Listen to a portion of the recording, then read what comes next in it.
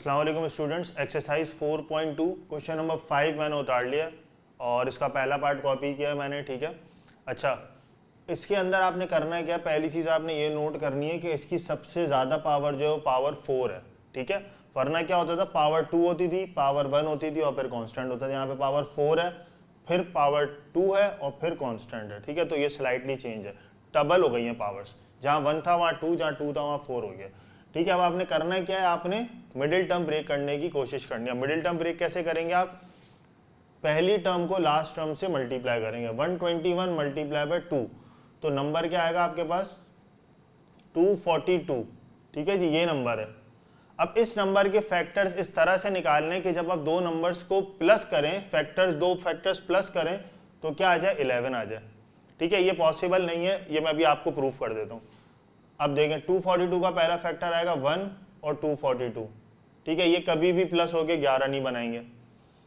अब आप लेंगे 2 के टेबल में आएगा 121, 2 को जब आप 121 से ऐड करेंगे तो आएगा 123 और माइनस करेंगे तो आएगा 119, ठीक है, नहीं बनेगा इस तरह। अब जब आप आगे जाएंगे तो आप 3 से चेक करेंगे, फिर आप 4 से चेक करेंगे, फिर आप 5 से चेक करेंगे। इस तरह आप चेक करते जाएंगे और पता करते जाएंगे कि 11 आएगा, लेकिन ये पॉसिबल नहीं है। कैसे, अब मैं आपको समझाता हूँ। देखें, आपने दो नंबर्स को प्लस करना है और बनाना है क्या, 11। क्यों माइनस क्यों नहीं कर सकते, आप बोलेंगे सर माइनस भी तो आप अभी चेक कर रहे थे, माइनस क्यों नहीं कर सकते। देखो, माइनस इसलिए नहीं कर सकते कि अगर मैं यहाँ पे कोई भी दो नंबर माइनस करके 11 लाऊं, फॉर एग्जाम्पल मैं ले लेता हूँ 20 और -9, ठीक है। अब 20 में से 9 निकालेंगे 11 आ जाएंगे, ठीक है। लेकिन जब मैं इनको मल्टीप्लाई करूंगा तो प्लस और माइनस का जो मल्टीप्लाई का आंसर आएगा वो नेगेटिव आएगा और मुझे चाहिए पॉजिटिव, ठीक है। इतना सोचो। और फिर ऐसे कोई दो नंबर जो प्लस करके 11 दे रहे हो वो है ही 6 और 5, 6 और 5 11 दे देगा आपको, लेकिन वो उसका फैक्टर नहीं है। फिर भी ये समझाने के लिए आपको बता रहा हूँ, ठीक है। तो इसीलिए इसके फैक्टर्स पॉसिबल नहीं है, ठीक है। तो यहां पे मैं लिख रहा हूं फैक्टर्स आर नॉट पॉसिबल। अब इसी के अंदर हम अगला केस करेंगे, पावर 4 ही होगी लेकिन उसके अंदर फैक्टर्स पॉसिबल हो रहे होंगे, तो वो देख लेते हैं अब। ओके स्टूडेंट्स, तो क्वेश्चन नंबर 6 का मैंने थर्ड पार्ट कॉपी किया, ठीक है। अब यहाँ पे जो आप देख सकते हैं कि पावर 4 वाला ही क्वेश्चन है। अब आपने मिडिल टर्म ब्रेक करनी है। y4 के साथ जो कोफिशिएंट है वो कोई नहीं है, यानी 1 है। 1 को मल्टीप्लाई करना है लास्ट टर्म यानी -8 से, तो जब आप मल्टीप्लाई करेंगे आंसर आएगा -8, ठीक है। -8 के दो फैक्टर जो आपको प्लस माइनस हो गए -7 दे दें, वो है +1 और -8। 1 -8 कितना होता है, -7, ठीक है। अब ये आपने यहाँ पे फैक्टर्स लिख लेने हैं, y4 +1 y² -8 y² -8, ठीक है। एक चीज़ का आपने ख्याल रखना है, याद रखना है कि ये जो 1 और 8 जो आप फैक्टर लिखेंगे इसके साथ मिडिल टर्म का वेरिएबल लगाना ज़रूरी है, यानी y² लिखना ज़रूरी है। अब आप क्या करेंगे, फर्स्ट टू टर्म्स में से कॉमन लेंगे, जो कि यहाँ पे कॉमन आ रहा है y², क्योंकि ये 1 है, इसके साथ भी 1 है, 1 लिखना ज़रूरी नहीं होता, 1 हटा भी सकते हैं। y² कॉमन आ गया, इस टर्म में बचेगा y², इस टर्म में कुछ भी नहीं बचा है, जब कुछ भी नहीं बचेगा तो 1 बचेगा। इन दोनों में से कॉमन आ रहा है -8, यहाँ बचेगा y² और 8 के टेबल में 8 आता है 1 टाइम, तो यहाँ पे बचेगा 1। आप देख सकते हैं माइनस जब मैंने कॉमन लिया तो अंदर वालों की साइन क्या हो गई है, प्लस हो गई है, क्योंकि माइनस साइन को चेंज कर देता है। अब आपके ये दोनों फैक्टर्स एक जैसे आ गए, इनको आप एक दफ़ा लिख लें, y² +1 एक ब्रैकेट में लिख लेंगे, जो दो सेम ब्रैकेट है, और जो ब्रैकेट के बाहर है उसको अलग ब्रैकेट में लिख लेंगे, y² -8, ठीक है। तो इस तरह आपने इसके दो फैक्टर्स फाइंड आउट कर लिए हैं, ठीक है। आई होप ये क्वेश्चन आपको समझ आया होगा। ओके स्टूडेंट्स, तो क्वेश्चन नंबर 4 मैंने कॉपी किया, ये इंपॉर्टेंट क्वेश्चन, और हम आ गए हैं डायरेक्ट एक्सरसाइज 4.6 पे, ठीक है। 4.2 के बाद 4.3, 4.4, 4.5 इंपॉर्टेंट नहीं है, ठीक है। 4.6 पर आ गए। अब इस सवाल को जरा गौर से देख लेते हैं, पढ़ लेते हैं, उसके बाद इसको सॉल्व करेंगे। तो क्वेश्चन में लिखा हुआ है find the value of m। m की वैल्यू आपने निकालनी है, फाइंड करनी है। If py = my³ + 4y² + 3y - 4, ठीक है। ये एक पॉलिनोमियल आपको गिवन है जिसके अंदर 4 टर्म्स हैं, ये जो मैंने सामने लिख दिए, एंड qy, और दूसरा पॉलिनोमियल है y³ - 4y + 4 leaves the same reminder. कह रहे हैं इन दोनों के जो रिमाइंडर्स हैं वो सेम हैं, व्हेन डिवाइडेड बाय -3, जब हम इनको y-3 से डिवाइड करेंगे तब इसका रिमाइंडर जो है वो सेम आएगा। अब आपने करना क्या है, मैं आपको थॉरोली आगे प्रैक्टिकली समझाऊंगा जब सवाल सॉल्व करूंगा। सबसे पहले आपने इसको 0 के बराबर इक्वेट करके y की वैल्यू निकालनी है। मतलब आपने सबसे पहले लिखना है y-3 इक्वल्स टू 0। इस तरह के जितने भी सवाल हैं उसके अंदर डिवाइडेड बाय के बाद जो भी लिखा हुआ होगा उसको 0 से आपने इक्वेट करना है। y की वैल्यू आपके पास यहाँ पे आ जाएगी 3, ठीक है। अब ये y की वैल्यू 3 आपने पहले फर्स्ट पॉलिनोमियल में डालनी है और फिर सेकंड पॉलिनोमियल में डालनी है, ठीक है। तो मैं डाल देता हूँ p, y की जगह पे आ जाएगा 3 क्योंकि y की वैल्यू 3 रखनी है, m फिर y 3 है तो 3 का क्यूब प्लस 4 और फिर y 3 का स्क्वायर और फिर प्लस 3, y की जगह 3 आएगा ये रहा और फिर -4, ठीक है। इसको सॉल्व कर लेते हैं। यहाँ पे मेरे पास आंसर आ जाएगा 3 का क्यूब होता है 27m, 4 3 का स्क्वायर लेना है पहले आपने, याद रखिएगा यहाँ पे ये गलती नहीं करिएगा, 4 को आप पहले मल्टीप्लाई नहीं कर सकते, पहले आप स्क्वायर लेंगे। 3 का स्क्वायर 9 और 9 4 जा 36, ये हो जाएगा 3 3 जा 9 और ये हो जाएगा -4, ठीक है। ये सॉल्व नहीं हो सकता इन तीनों के साथ, पर ये तीनों आपस में सॉल्व हो सकते हैं क्योंकि कॉन्स्टेंट्स हैं। तो 36 + 9 45, 45 - 4 41, तो यहाँ पे आ रहा है 27m + 41, 45 - 4 41, ठीक है। ये आपके पास आ गया P3, यानी कि जब मैंने पॉलिनोमियल में P वाले पॉलिनोमियल में इस पॉलिनोमियल में y की वैल्यू 3 रखी तब मेरे पास ये आंसर आ रहा है। अब इसी तरह मैंने 3 कहाँ पर रखना है, सेकंड पॉलिनोमियल में यानी QI में, तो वहाँ भी रख देते हैं Q3 इक्वल्स टू y 3 का क्यूब -4 3 प्लस m, यहाँ पे क्यूब ले लेते हैं, 3 का क्यूब आ रहा है 27, 4 3 जा 12 प्लस m, ठीक है। 27 - 12 आपके पास हो जाएगा 15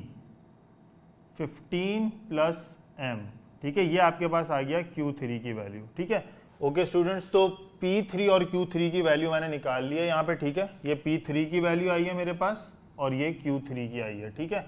अब P3 और Q3 को आपस में आपने इक्वेट करना, इक्वल रखना है क्योंकि यहाँ पे लिखा हुआ है leaves the same reminder. PY और QY का जो रिमाइंडर है वो सेम है, इसका मतलब आपने P3 को इक्वेट करना है Q3 से, क्यों, ताकि m की वैल्यू आ जाए। अब कैसे आएगी, जरा मैं वैल्यू रख रहा हूँ।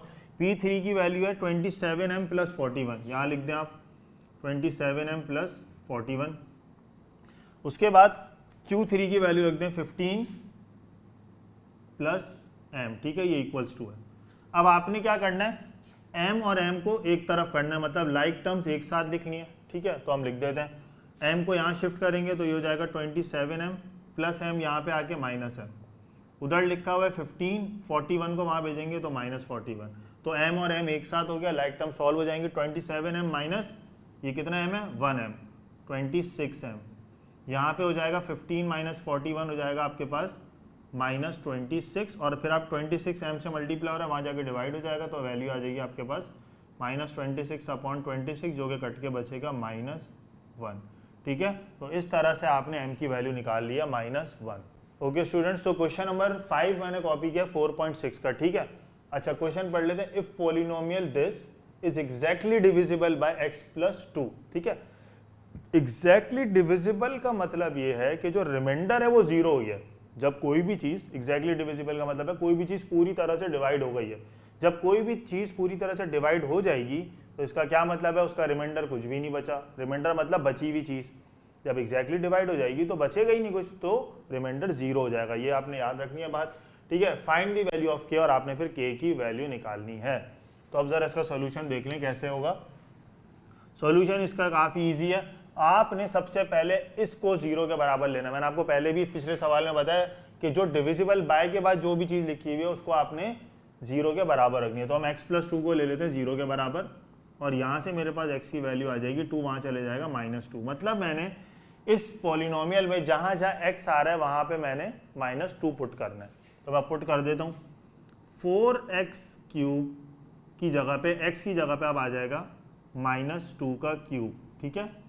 -7x स्क्वायर की जगह पे आ जाएगा -2 का स्क्वायर, प्लस 6 की जगह पर आ जाएगा -2 और फिर -3k अब यहाँ पर आना चाहिए था p माइनस टू, अगर आपको याद हो तो यहाँ पे आपने, यहाँ पे x होता है, इन्होंने लिखा नहीं है, p ऑफ x होना चाहिए, यहाँ पे p of x equals to, फिर ये आना चाहिए आगे, ठीक है। तो अब यहाँ पे माइनस टू डाल दिया, अब जो p माइनस टू ये रिमाइंडर है, यहाँ पे अब आपने क्या लिखना है, 0। तो मैं लिख देता हूँ 0 इक्वल्स टू 4, माइनस टू का क्यूब हो जाएगा -8, -7, माइनस टू का स्क्वायर होता है +4। याद रखिएगा नेगेटिव नंबर का जब स्क्वायर यानी पावर इवन होगी तो माइनस खत्म हो जाएगा। यहाँ पे माइनस के ऊपर पावर ऑड थी तो माइनस खत्म नहीं हुआ, माइनस पे अगर पावर इवन होगी तो माइनस खत्म हो जाएगा। उसके आगे देखें, plus minus minus 6 multiply by -2 -12 -3k। अब इसको आगे सॉल्व कर लेते हैं। 4 multiply by -8 -32 minus plus minus 7 4 जा आपके पास हो जाएगा 28, ठीक है, -12 -3k। अब ये वाली जो तीन टर्म्स है ये लाइक टर्म्स है क्योंकि तीनों कॉन्स्टेंट्स है, तो इनको हम सॉल्व कर लेंगे। तीनों माइनस में और माइनस माइनस प्लस हो जाएगा।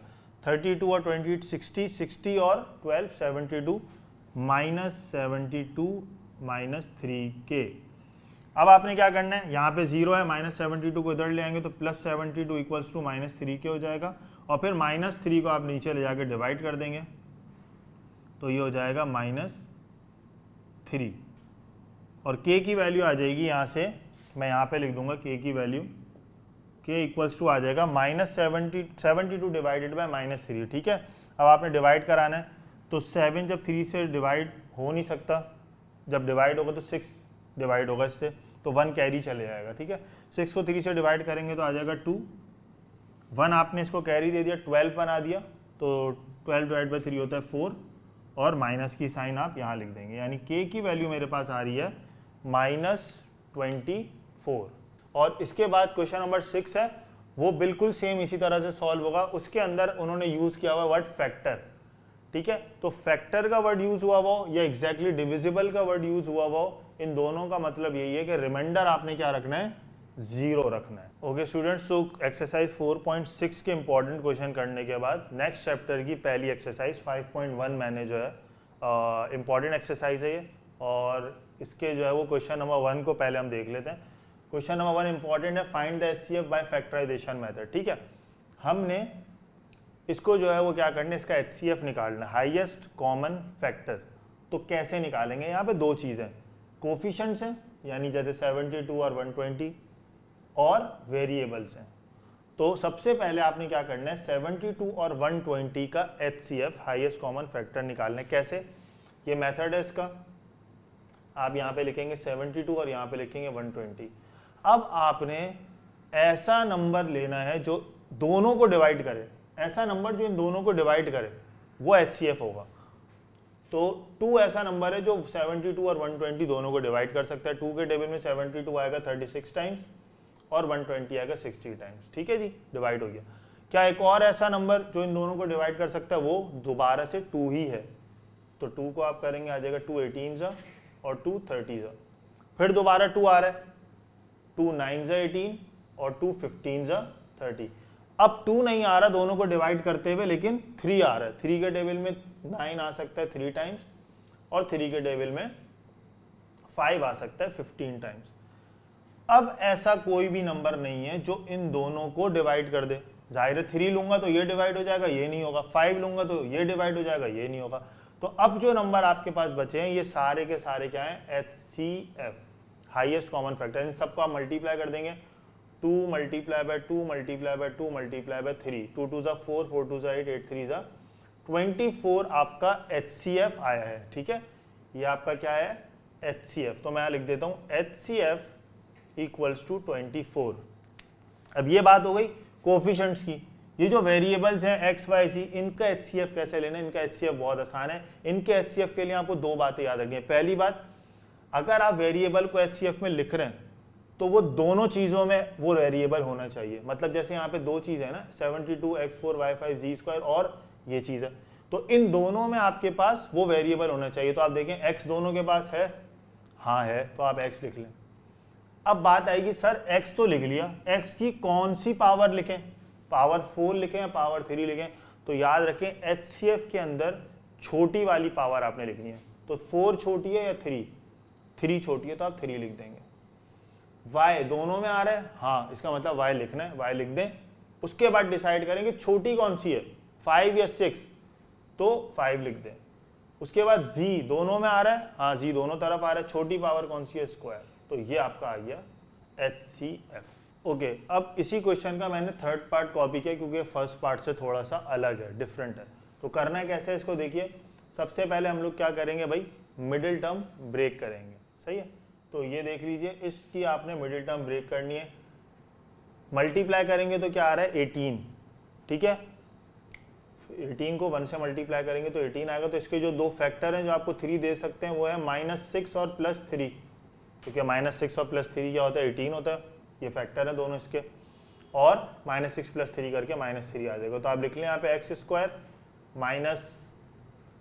+3x -6x -18। इसी तरह इसका देख लें आप, तो ये 6 है, 1 × 6, 6 के फैक्टर होंगे 1 और 6, या फिर दूसरे अगर हम 1 और 6 लेते हैं तो हम यहाँ पे रखेंगे तो क्या हो जाएगा, वो 5 हो जाएगा, +6 और -1 से, ठीक है। 5 तो हो जाएगा, पर जब मल्टीप्लाई करेंगे इनको तो -6 आने चाहिए, पर यहाँ पे हमें +6 चाहिए। इसका मतलब ये फैक्टर नहीं बल्कि ये वाले फैक्टर काम आ जाएंगे, 2 और 3, क्योंकि ये दोनों प्लस होके आपको 5 देंगे, और जब प्लस प्लस मल्टीप्लाई होगा तो +6 ही आएगा। तो इसके फैक्टर्स आ जाएंगे x² + 2x + 3x + 6, ठीक है। तो मैं एक साथ इसको सॉल्व कर लूँगा। इसको जब मैं सॉल्व करूँगा तो मेरे पास आएगा, इन दोनों को कॉमन लूँगा, x + 3 बचेगा, यहाँ पे -6 कॉमन लूँगा तो x + 3 बचेगा। एक फैक्टर आ रहा है मेरे पास x + 3, और दूसरा जो आ रहा है वो आ रहा है x - 6। इसी तरह जब इसको सॉल्व करूँगा, इन दोनों में से x कॉमन लूँगा, अंदर बचेगा x + 2, इन दोनों में से कॉमन लूँगा +3, तो अंदर बचेगा x + 2। तो एक फैक्टर आ जाएगा x + 2 और दूसरा आ जाएगा x + 3, ठीक है। अब HCF आपने कैसे लिखना है इसका HCF आपने इस तरीके से लिखना है कि आपने ये देखना है कि जो फैक्टर्स आए हैं, इस एक्सप्रेशन के फैक्टर्स और इसके, इन दो फैक्टर्स में से कौन सा वाला फैक्टर दोनों में एक जैसा है, कॉमन है। जो कॉमन फैक्टर है वो HCF, और कॉमन फैक्टर इसका है x + 3, ये दोनों के पास है, तो x + 3 HCF। ओके स्टूडेंट्स, तो क्वेश्चन नंबर 3 देख लेते हैं हम। ये भी इंपॉर्टेंट क्वेश्चन है एक्सरसाइज 5.1 का, ठीक है। लास्ट क्वेश्चन में हमने HCF लिया था फैक्टराइजेशन मेथड से, इस क्वेश्चन में हम LCM लेंगे। अब फ़र्क क्या है ज़रा मैं आपको बता दूं, उधर HCF में क्या फ़र्क था और इधर LCM में क्या फ़र्क होगा। तो सबसे पहले तो आप ये कोफिशिएंट्स जो है ये उतार लें, 24, 104, 300, ठीक है। अब पिछले HCF में आपकी ये सोच थी तो कौन सा नंबर है जो दोनों नंबर्स को या तीनों नंबर्स को डिवाइड करा दे, ठीक है। यहाँ आप LCM जब लेंगे तो आपने क्योंकि पूरा डिवाइड कराना है तो छोटे नंबर से डिवाइड कराना आप शुरू करें, यानी छोटा प्राइम नंबर 2 है तो 2 जो है वो डिवाइड करा देगा इन तीनों को, 2 12 और 104 आपको हो जाएगा 252 टाइम्स, और 300 हो जाएगा 150 टाइम्स, ठीक है। अब दोबारा 2 से डिवाइड हो रहा है, 2 6 और 226 और 275, ठीक है। अब अगर ये HCF होता तो ये हमारा आंसर होता, क्योंकि अगला कोई ऐसा नंबर ही नहीं है जो तीनों को डिवाइड करा दे, ये 2 को कराएगा, ये 2 को कराएगा, पर ये 2 को नहीं कराएगा। लेकिन ये LCM है तो हम इसमें आपने कंटिन्यू करना है, 2 से और कंटिन्यू करें, 2 3 2 13 और इसको आप एज इट इज लिख लें, ठीक है। फिर आगे चलें। अब आप देख सकते हैं कि ये 3 से डिवाइड हो रहा है, तो 3 1 ये नहीं हो रहा, इसको छोड़ दें। ये हो रहा है 3 25 75। अब आप देखें तो 5 के टेबल से ये हो जाएगा, तो 5 ले लें, 1 एज इट इज आ जाएगा, 5 13 नहीं होता, एज इट इज आ जाएगा, 5 5 से 25, दोबारा 5 से करें, 13 एज इट इज, 5 1 5, और अब 13 एक प्राइम नंबर है तो 13 से ही हो सकता है बस। ये सारे नंबर्स आपके LCM है, तो इनको लिख लेते हैं हम, 2 × 2 × 2 multiply by 3 multiply by 5 multiply by 5 multiply by 13, ये आपके क्या है HCF। अब बात करते हैं ये वेरिएबल्स का आपने क्या करना है।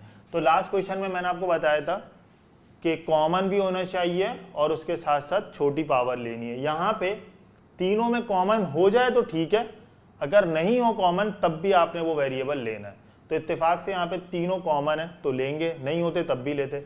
अब तीनों जब कॉमन है तो बात आती है सर पावर कौन सी लेनी है, छोटी या बड़ी।